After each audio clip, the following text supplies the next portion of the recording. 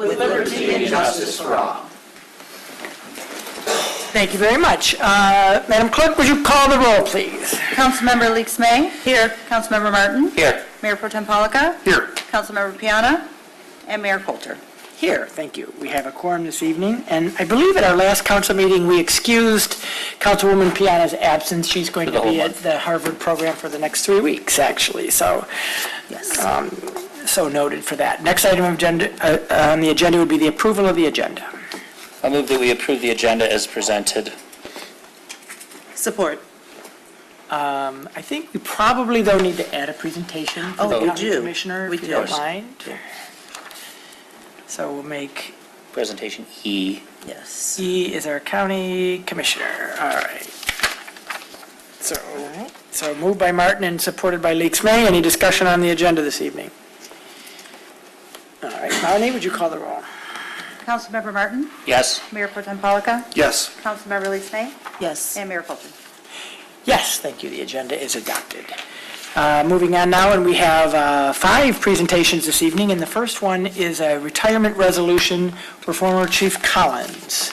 I'm looking at April. Was someone in particular going to introduce that, or no? Okay, then I will do that. I think as the community knows, about 6 weeks ago or so, maybe now, Tim Collins, our longtime officer up the ranks all the way to chief, served Ferndale with distinction, retired, and I would like to read this resolution now on his behalf.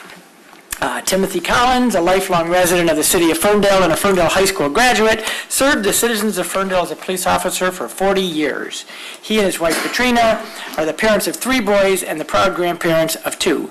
Tim was hired by the Ferndale Police Department as a cadet on October 16, 1977, and retired at the rank of Chief of Police on April 13, 2018. During his career, he held all ranks of command, spending almost all his time in the patrol unit.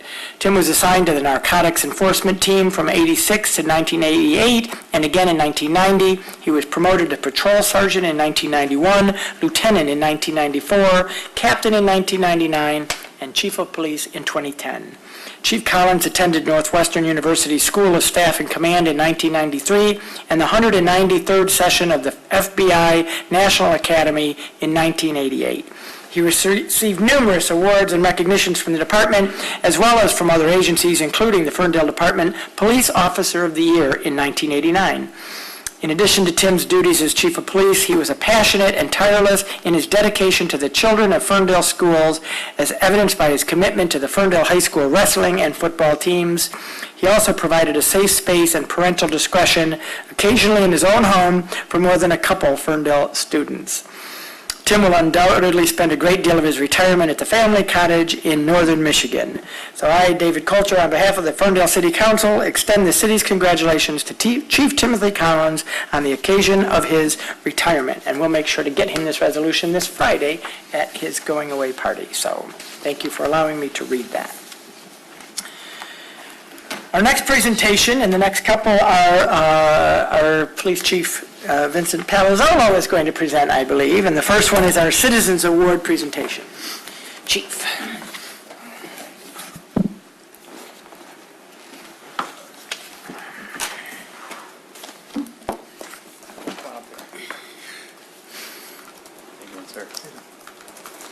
This is going to be a citizens presentation, an award for Mr. Oops. On Sunday, May 20th at approximately 11 a.m., dispatch received a call from Donald Nagy of Sterling Heights stating that he believes he observed a juvenile that is presumed missing out of the city of Detroit. Nagy describes the juvenile as a young black female walking the area of 8 Mile and Livernois. Nagy stated he saw a story in the news this morning regarding the missing juvenile who ran away and may be attempting to harm herself. The story described the juvenile as Ariel Powers, a 10-year-old wearing a pink jogging outfit with a pink backpack. Officers responded to the area and located the young female. Detroit Police Department was contacted and the supervisor was sent to the scene to take possession of the juvenile. Officers searched the backpack of the juvenile and located 2 steak knives in her possession. Thankfully, on that day, Mr. Nagy was fortunate enough to catch the news story and felt it was his duty to contact the local police when he saw someone matching the description. Due to Nagy's quick thinking, officers were able to return a 10-year-old missing juvenile to her family and prevent her from being hurt or hurting herself and getting the help she needed. Really, the citizens, the people that drive through this community, they are the eyes and ears. They call us, and then we go and help them. So without good citizen awareness and making those phone calls, we really have a hard time doing our job. And I just wanted to say thank you very much. Yes.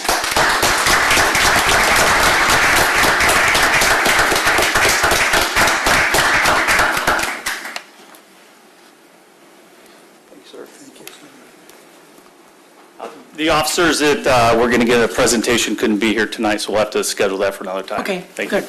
Thank you, Chief. So then we'll go down to the Ferndale Community Foundation presentation, and the president of the Ferndale Community Foundation happens to be Councilman Martin.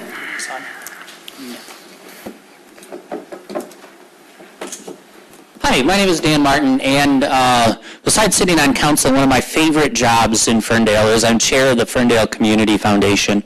And it's one of my favorite jobs because I get to give away money. This year, we completed our grant cycle and wanted to take the time to recognize some of the groups who were here, some of whom are here tonight, of who we decided to fund for this program year, as well as recognize the foundation board members, again, some of whom are here.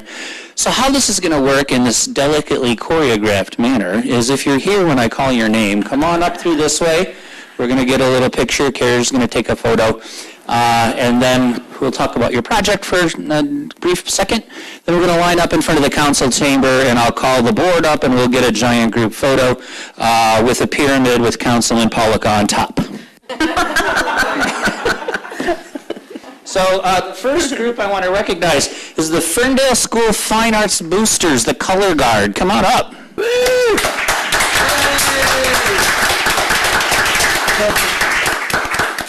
This is a neat project with a group I don't believe we funded before. It's been a long time. Come on over this way. Give it a shot. But essentially, we're providing funding for costumes and flags, right? And, whatever else, all of the things that put a color guard together. So this is really exciting for us and a neat partnership with the schools. So smile and. All right, if you want to head down that way, and we'll all pile in. The next group was submitted through the Ferndale Beautification Commission, but actually the check goes to the Ferndale Rat Patrol. And I'm not sure anybody's in the Rat Patrol. Come on up.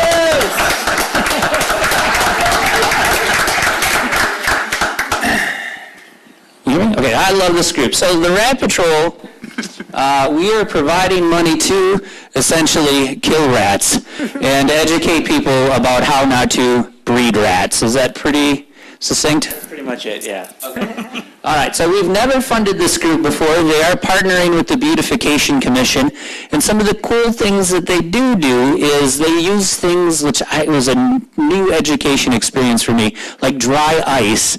They shove them in the holes to get rid of the rats in a humane and cleanly way. So again, as with many inner-ring suburbs, this is a need in the community, and this is a group of volunteer citizens responding to the need. So thank you very much. Yes.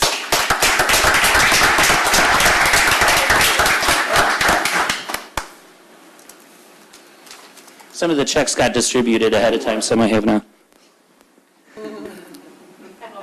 Head on down that way. Next up. All right.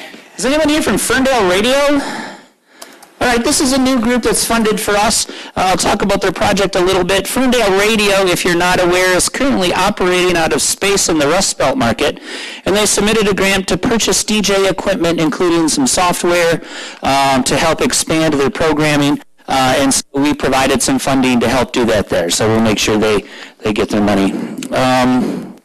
Everybody take a breath, because the next recipient is Jeannie Davis. You want to come up, Jeannie?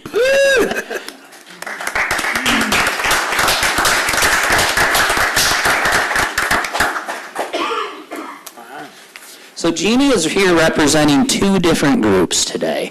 The first is the Ferndale Seniors, and I had an opportunity to present the award to the Ferndale Senior groups. I lied. And so they have this great program every year where they have a luncheon for Ferndale residents who have reached the age of 80 and beyond. And so every year, or every couple years, right? They put on a beautiful lunch. The mayor speaks, and it's this really terrific program. And as programming money gets tight, we've picked up the cost for that luncheon this year, recognizing our residents who've achieved 80 and above. So that's exciting. Yes.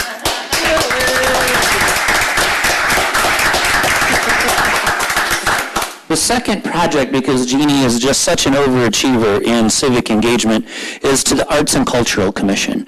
You may have noticed at the last art fair there is a mural that the community participates in to put together, and then they translate it with a professional artist, and it goes up on the sides of the buildings in downtown Ferndale, beautifying it. We've helped fund that in the past, and we're very proud to help fund that again in the future. So I have a check for the Arts and Culture Commission to help pay for that project. Yes. So that's it. Nick.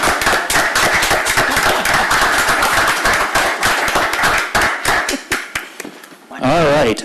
Everybody's favorite Fern Care Free Clinic, and Rudy Sayre is here for Fern Care. I think everybody knows the good work Fern Care does in our community, and they have a new location. But one of the cool things they do that I'm not sure everybody realizes is they go out to independent radiology groups and negotiate rates, discounted rates for folks without insurance, and then they use the money that the foundation gives them to pay for radiological services for folks without insurance in diagnosis and in treatment. That sum up the program? Yes, very well. Great. So we've funded them before for various things, and this is just a real neat supplement to the services that they've got. So let's give it up for Fern Care. Yeah.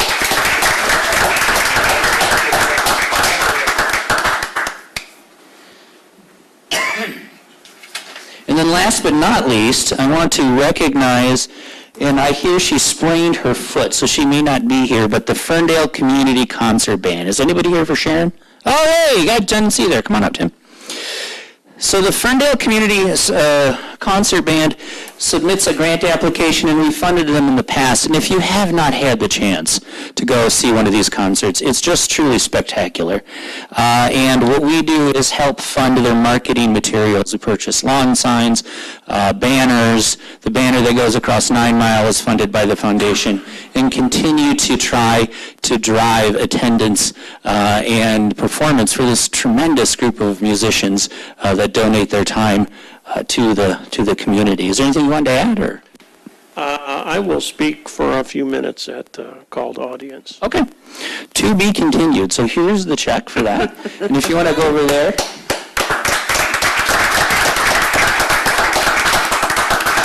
So last but not least, I want to recognize a group of people I'm incredibly proud to be associated with, and that is our board members on the foundation. These folks have, some of whom over 10 years have donated their time to read grant applications, which I know may sound like a fabulous way to spend a Saturday night, but it can be a little daunting. And help raise money and fund the foundation so that we can continue to support this programming. If you're not aware of it, other things that the foundation does is we act as a fiduciary for a number of nonprofits in the city, and we're also the fiduciary and governing umbrella for Ferndale Pride, which Julia Music and company have just made wildly successful. So we're very proud of that too. So we've got some of our board members here. I'll introduce the folks who are here and ask them to come up for the photo. Mayor David Coulter and Councilman Greg Pollicka is our fearless treasurer. Okay, hang on. We've got Toli Ashkenazi? All right, come on, Toli. Toli's our more recent board member, and is absolutely awesome. We've got Jeannie Davis, has been on the board for a number of years. Sharon, who's not here today, Sharon Chess and Judy Davis, or Judy Palmer, sorry, a local realtor, has been committed. Judy's been on the board since the very beginning, about 15 years ago. So just a tremendous group of volunteers. Give it up for them. They're doing great, great things in the community. Forget anybody? No, come on in. All right, let's get a picture and move on.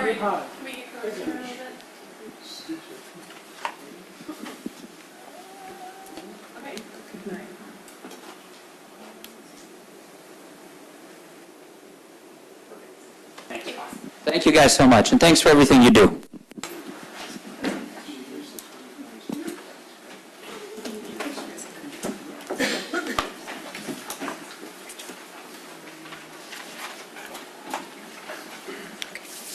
All right. So Commissioner Zach, you have to follow that.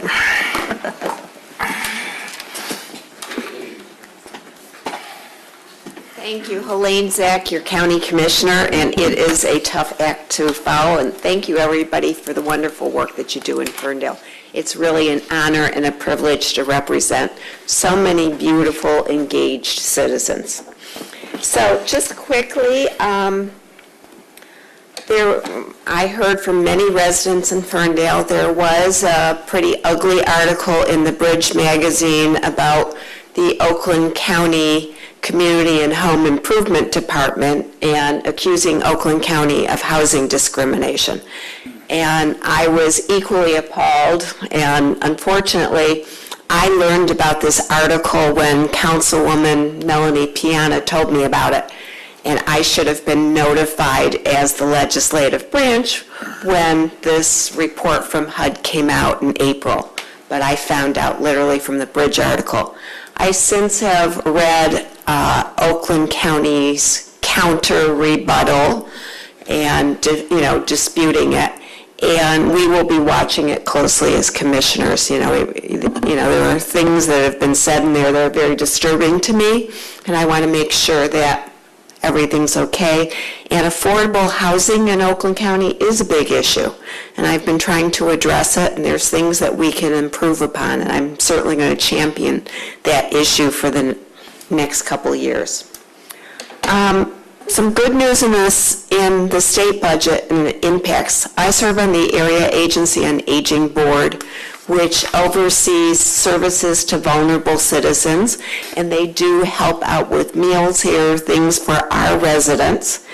And one of the things that this organization has worked so hard on is something called the Silver Key Initiative, which has been to advocate for more funding for home services. Historically, the state would, and I'm looking at Councilwoman Leaks May now works at this organization, but historically the state would only pay funding or pay more funding if you went into a nursing home, and they wouldn't provide the supportive services to keep somebody at home.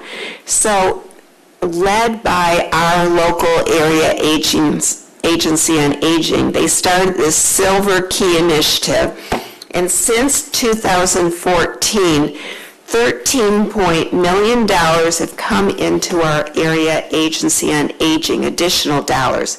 This last budget year, there's a 6% increase, about $2.5 million. And so this translates into more services for our seniors, and kudos to them. They also won an award for transportation, a national award for the Take Two transportation that they offer. Want to remind people about our wonderful health department. I had the opportunity recently where I went and got the new and improved shingles shot and a pneumonia shot there recently. We do have a location on Greenfield and Catalpa. It is open for all of our residents. They lead lots of wonderful health initiatives, public health initiatives on suicide, opioids, and so forth. You can find more information on the Oakland County website, www.oakgov.com. But we forget about how important public health is to all of us. So that's it for tonight. And I do want to strongly encourage everybody to get out and vote August 7th. We have a lot of different primaries going on in our district, and it's our freedom to choose, and I want to see that Ferndale comes out in full force and votes 50% of the voters. So it's Tuesday, August 7th. Thank you. So, wait, before you leave, a couple of things. You mentioned the housing report, and I certainly saw that in the news as well. And if I understand it, the gist of the federal government's complaint was that the reason they say that we're not supporting affordable housing is because our policy essentially almost exclusively supports housing ownership versus renting. Rental. And I just want to share with you that I think that a lot of people still hold sort of an outdated perspective of who renters are. Ferndale, I think, probably has a higher percentage of renters than a lot of communities, but what we have understood and embraced in this community is that you can be a renter and be just as committed to the community and engaged and an important part of the community. And I would encourage Oakland County, if indeed it is the policy to only use the money for home ownership, that we, and especially as the Democrats on the board, really look to challenge that policy. Well, Use us as an example. I have tried to challenge it previously in the last couple of years, and what we're really talking about, and this is a good program, they're home funds. Oakland County gets roughly about $2.5 million, $2 million, and these are the funds that we use for home repairs. And I know that this community does do that. So if a senior or somebody lower income needs a new furnace, we have a revolving fund for that.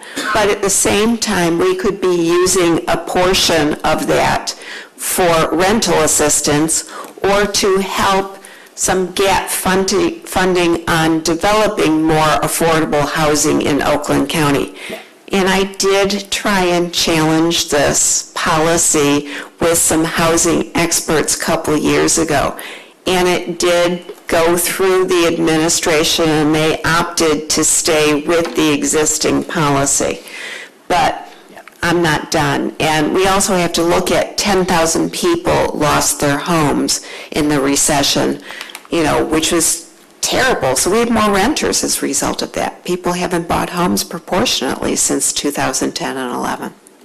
And so that gets to my second point, which is I appreciate how you do fight for those issues in Oakland County. And Commissioner Zach mentioned the election next month. I know she didn't mention this, but I will, that she's on the ballot and she has an opponent, and I look forward to voting for you again. So thank you for representing. Thank you very much. Yeah. Thank you. Any other questions or comments of Commissioner Zach? All right, thank you, Commissioner. The next item of business is call to audience. This is your opportunity if you're here in the audience and would like to address council on something that's not on the agenda, because you can address that when we get to that portion of the agenda. But this would be your opportunity to come on up, give us your name, your address, and 3 minutes is yours to talk about any issue that you would like. Good evening, sir. Good evening. Bernie Frazier. I'm at 346 West Saratoga.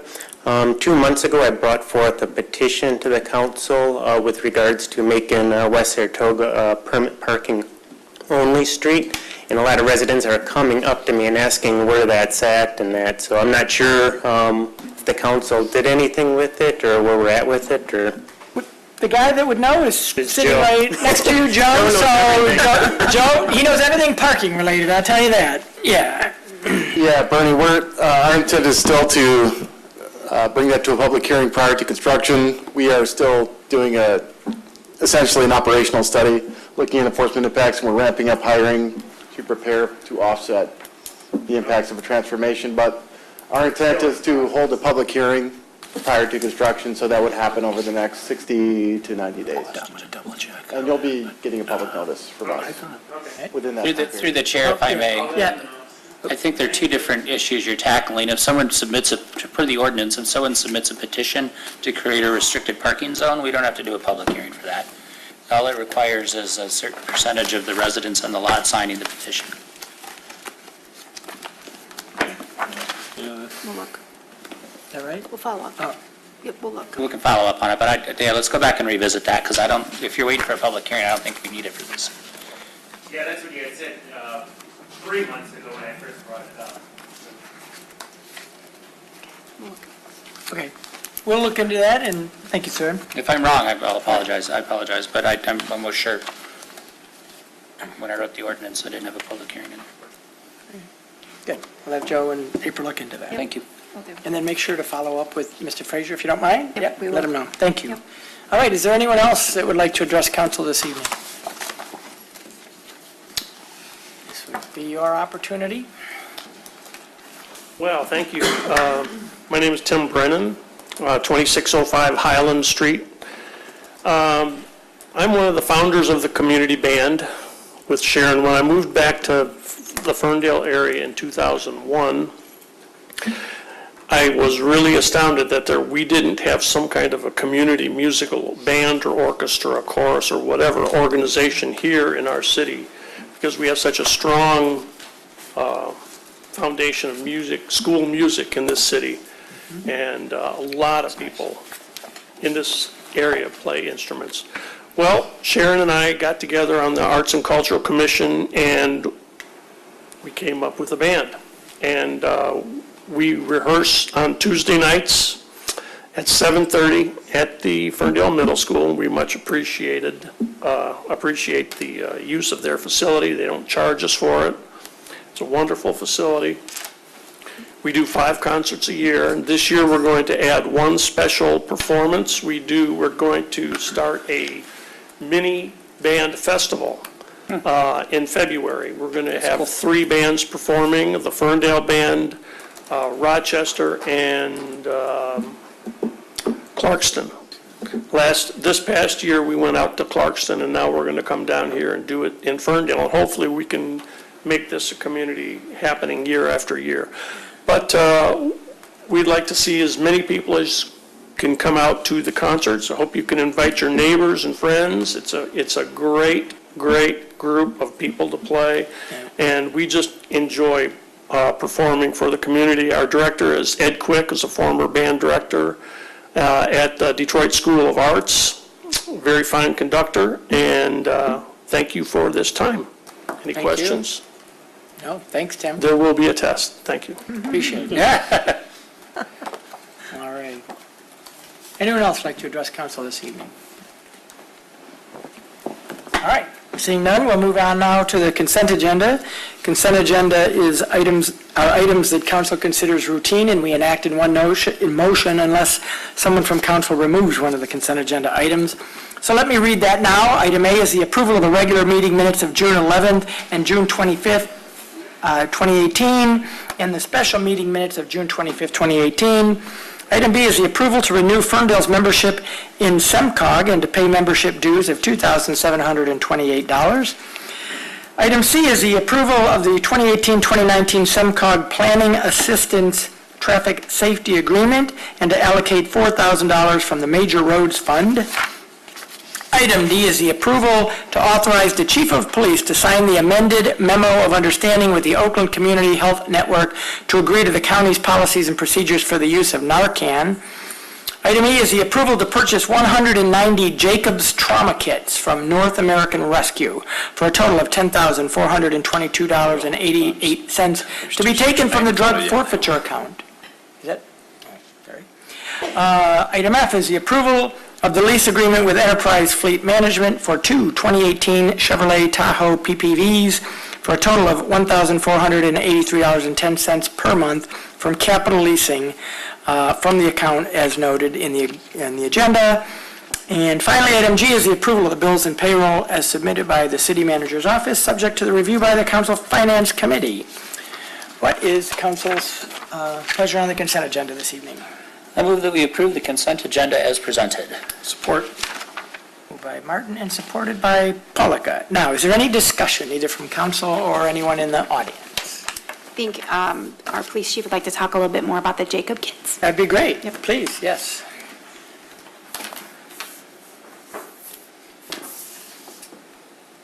For this. Yeah. Good evening. I did notice that the quantity should have been amended to 220 versus the 190. Oh, Is the price the same The still? price is the same. Yeah. okay. So we'll consider that a friendly amendment. Since the price didn't change, we'll change it to reflect 220 kits. Yeah. So tell us a little bit about that. Where's the, Marty's at? Can't see that. There you go. You're good. So, I've made a few presentations over the last 2 years, some for vehicles, some for personnel, some for equipment, and I can say unequivocally that this is probably the best, biggest life-saving presentation that I'm going to make. Just wait a minute. I'm sorry, we can hear you. Yeah, all right. Sorry, Chief. Jacob Hall was a 6-year-old boy, went to school one day, loved superheroes in South Carolina. He, as you may have seen across the news nowadays, was a victim of a bit of school violence. He was at an elementary school, a disgruntled 14-year-old, killed a family member, went to school, shot 3 people. One of the individuals hit was 6-year-old Jacob Hall. The problem we have with this is that this youngster sustained a leg wound which should have been dealt with immediately and he would be among the living today. But due to lack of the idea of dealing with active shooters in first care trauma medicine, those life-saving tools were not available, and the information for the school was not available to save his life. So just talk a little bit about active shooter. Before Columbine, the school thought was you surround, you hold the perimeter, and you wait for SWAT to come. During that incident, a lot of people died because they were not given first aid. We've since rectified that. We now train as a countywide unit. We're immediately entering that school, and then we're stopping that threat. We're pretty good at that. Now we're learning that once that threat is stopped, or there is no more sound of threat, like there isn't gunfire, those first responders, those first folks in the door, the police officers need to start performing first aid. The people on scene, the students, the teachers, the custodians, the lunch workers, everybody needs to go into crisis mode, and they need to start performing first aid. So there's a thing called the golden hour. And the golden hour is that if you can get somebody that's critically injured to a surgeon, if they are given basic life-saving support, there's a decent chance that they can survive. The rule of thumb now is that we call it either the platinum 10 or the platinum 15. Or if there's massive blood loss, if we're not getting life-saving treatment on that individual in a very short amount of time, their chances of survival dramatically go through the floor. Jacob Hall took a round to the leg. If he would have been given some simple life-saving techniques, stop that bleeding, he'd be alive here today. So if we look at the chart there, at the bottom is the time, at the top is the percentage. If we get some type of tourniquet or chest seal or gauze in that area within that first 10 to 15 minutes, there's a great chance that these victims can be saved. So I went to a National Patrol Rifle competition a few weeks ago, and some of the speakers were talking about these Jacobs kits. I knew about first aid trauma, knew about TAC medicine through my time on the combat zone and in SWAT, so I understood it. But I saw this presentation put on by Coral Springs Fire Department and police officers from the Parkland shooting. And they went through dozens and dozens of tourniquets and chest seals and gauze, and they saved a lot of lives. I think 17 didn't make it, but 17 did make it because of the fast-acting first responding officers on scene. So I'm proposing that we put one Jacobs kit that is full of life-saving tools in every single classroom in our school district. I've talked with the superintendent about this, and we're going to talk a little bit more about that. So what's in the Jacobs kit? Jacobs kit contains a tourniquet, the upper left, the orange thing. I carry one every day I'm working. Every police officer that working has one on their body. They also have them in the police cars. There is a chest seal, which is not on there. Everybody's carrying one of those. There's compression gauze, scissors, rubber gloves, all the basic things that every single human being should be able to use in a time of crisis. So that's what's in that kit. On the back of that kit is a piece of Velcro, so we'll have a standardized place in every single room in the school district where this will be. Any police officer, any firefighter, any teacher, custodian can go to that room. They'll be able to grab those life-saving tools and put them into action. Just to show you how many lives that we're about to save here, there's about 219 rooms total, and that includes 38 UHS, 38 at Roosevelt, 33 at Kennedy, 18 at the Early Childhood Center, the Tech in the Township, 15 rooms, 85 at the high school, middle school, and roughly 3,000 students. And what's interesting about looking at those numbers when I started researching this is that spans across 4 different law enforcement jurisdictions. So some of those are in Ferndale, some are with Oak Park, some are with MSP, and a portion of Roosevelt is with Pleasant Ridge Police Department. I've met with each one of these chiefs of police or their post commander from MSP and asked them if they would be willing to donate a body or two to help us train the entire staff of the Ferndale School District, and they have all immediately jumped on that bandwagon. Got with the superintendent, talked about the cooperation between police. Ferndale Fire Department is going to be instrumental in this. I spoke with Chief Sullivan. He's going to put the curriculum together for it. We're going to do a little pre-training meeting, and then the Ferndale Fire and then the 4 different departments are going to put this training on. I got with the superintendent. August 27th is their training day, so we'll have 225 to 250 teachers, custodians, everybody that works there on that single day. So we're going to be able to knock everybody out on that one day. My name is Danya Bazzi. I'm the superintendent of Ferndale Public Schools. I just wanted to first thank the chief and Officer Shank for all their hard work and really updating our crisis management plan. I'm an eternal optimist, and I like to think that people are inherently good, but the basic fact is that we have to have these difficult conversations. We have to be prepared. And they were willing to walk us through those difficult discussions and make sure that we're prepared. So the cooperation between the police department and the school, I can't really thank them enough. They put this together fairly quickly near the end of the school year in a busy time when the chief was transitioning to his role. And so I thank them for working with our staff, working with our principals, working with our curriculum director, working with our neighboring communities that we serve so that everybody has a hand in it. Obviously, you don't like to think of schools and emergency kits, but it's really, unfortunately, no different than having a first aid kit. And then having the training to go along with, it's one thing to give us a kit, right? That's the easy part, but to walk us through it and train us, that's the part that takes patience, preparation, planning, and since day one of being here, I really can't thank the city enough for all your support and dedication to the school district, and looking forward to making the school district and the city as safe as possible. So thank you very much. Excellent. So at this time, I would request that the council approve the $10,442.88 to purchase the 220 Jacobs kits.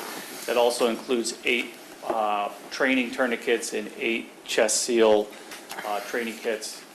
And that would be taken out of our drug forfeiture fund. Ready to answer any questions you have about it. Yeah. Councilman Martin. Through the chair, first off, kudos for coming up with this. It's unfortunate, but it's a brilliant idea. What's the lifespan of ones of these? Do they expire in a year, 2 years? 5 years. 5 years. I think the chest seal will need to be replaced, and we talked about replacement in 5 years. But the other items, as long as they're not used, they're good. Okay, so do we own the monitoring of that to make sure we reorder, or is it the school district? We're going to figure out the back end of that. We just thought it was crucial that we get the ball in motion, because it's going to take Agreed. 30 days from the build all these kits out for us. Absolutely. All right, thank you. I think this is a great idea, and it's sad that we're living in a time that we have to do something like this. I would like to propose that we actually order about 10 more and put them in City Hall, DPW, the Kulik Center, the library, the courthouse, because we don't know, where an event could happen. And I know a lot of things are focused on the schools because sadly, that's where a lot of things do happen, but we never know if there's ever a chance that it could happen at one of our other government buildings, so I would... There are larger kits which will hold 5 or 10 of each items, so I can look at some other options. Yeah, I'd like to... For the Yeah. big buildings in town. Yeah, I would appreciate that, thank you. All right, thanks, Chief, appreciate it. Through the chair, I just want to thank the chief and Dr. Bazey for working together and looking to protect our students. I really appreciate it. Having students in the schools, it's, Yes. you know, that's a sign of the times, and I appreciate you all being so diligent in looking after them. Thank you. Any other discussion on the consent agenda?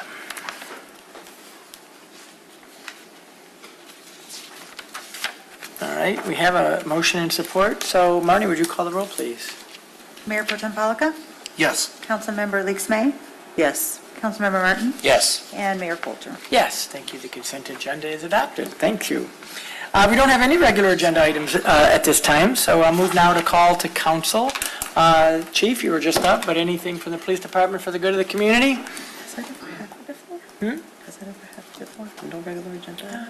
Just a reminder that tomorrow night, 7 p.m. in here, our first veterans meeting is going on, so if you haven't reached out to the people in your district, if you could let them know, we want to hear from them, let them know what we can do better. So. Excellent. And Captain Fowd, anything for the good of the community from the fire department this evening?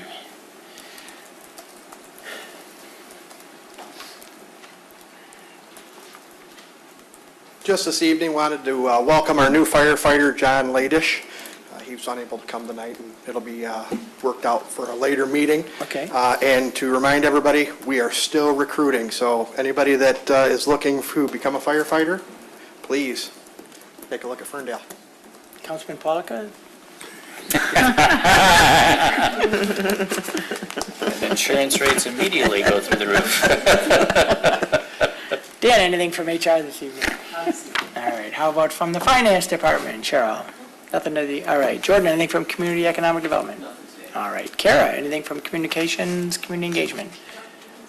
All right. Joe, anything from the assistant city manager's office this evening? Just a brief reminder to the public that as of July 6th, we are no longer utilizing Park Mobile. We are fully on board with Park Ferndale, and looking at the stats, we have 5,010 downloads.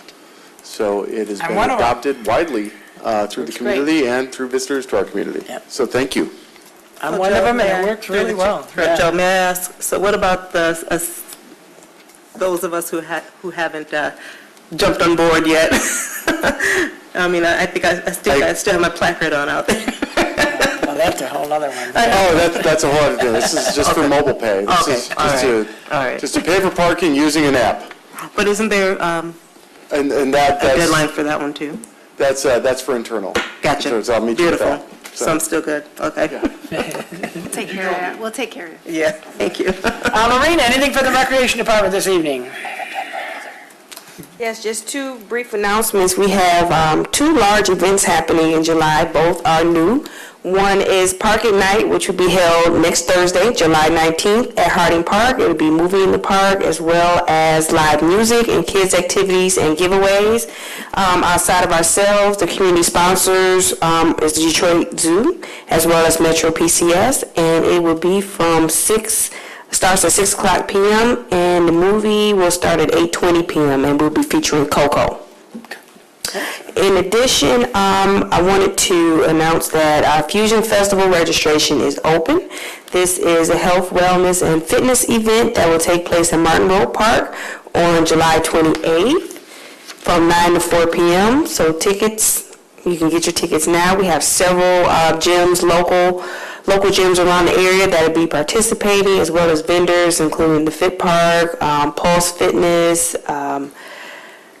TrueFit, so many more. So check out our Facebook page as well as our website. The lineup will be coming out soon. And that's it. Thank you. All right, thank you. Carlos, anything from DPW this evening? That's another night. All right. Marty, anything for the clerk's office? I think there's an election going on. There is an election going on. We are still in the process of getting absentee ballots sent out, so if people haven't received them yet, no need to panic. They're getting processed and into the mail. AV ballots are available here at City Hall for anyone who's not going to be in attendance on Tuesday, August 7th at the primary election. And I just wanted to talk about a story I heard on WDET this morning on the way to work. And I know this to be true as election administrator, but primary elections, only about 20% of registered voters turn up for them. And the way that they phrased it was 80% of the people are letting someone else decide who is going to be on the ballot in November. So just to reiterate the importance of voting at the primary election, it's not as sexy as voting in November, but it really is an important thing, and I want to remind our voters to get out there and vote. Excellent. Great reminder. Thank you. April, anything from the city manager's office? I do. I want to offer congratulations to Joe. He has actually been selected to be keynote speaker in Nashville, Tennessee next week for the National Association of County Collectors, Treasurers, and Finance Officers, and it's on all things technology. So he's kind of making the circuit a little bit on getting ahead of the curve as it relates to technology and government, and he's been working really hard on that presentation, and our staff gets so lucky to get to hear his presentation tomorrow. But again, I just wanted to... How many slides is it? It's a lot. It's like 75. I'm not joking. But again, I just want to offer that congratulations. It's awesome. Yeah. It's great that he gets to represent Ferndale in that way as being forward-thinking, community, and innovative, and so we're really excited about that. So congratulations, Joe, on being selected to do that. That's awesome. That's all I have today. Congratulations. Dan? Nothing tonight, Mayor. All right. Councilman Martin. No, I just want to apologize to Joe. You were absolutely correct. Dan looked it up for me. I'm sorry. There is a public hearing. My memory is faulting in my old age, so I know. I'm just stirring up just for nothing. So anyway, I apologize. You're absolutely correct. So let's get this guy's hearing scheduled. Thanks. That's it. All right. Councilwoman Leaks May. I just wanted to say congratulations, Joe, and happy belated birthday, Dan. Thank you.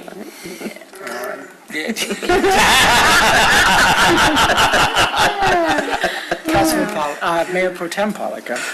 Just want to remind everybody that my What's on Your Mind About Ferndale is going to be July 19th. That's a Thursday from 4 to 5. I'll be at the Emery. Excellent.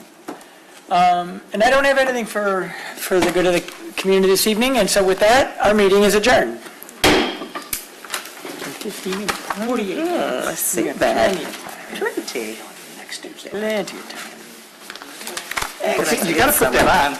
Yeah. Yeah, you didn't put that. What's that? You got to put that on. We're back on.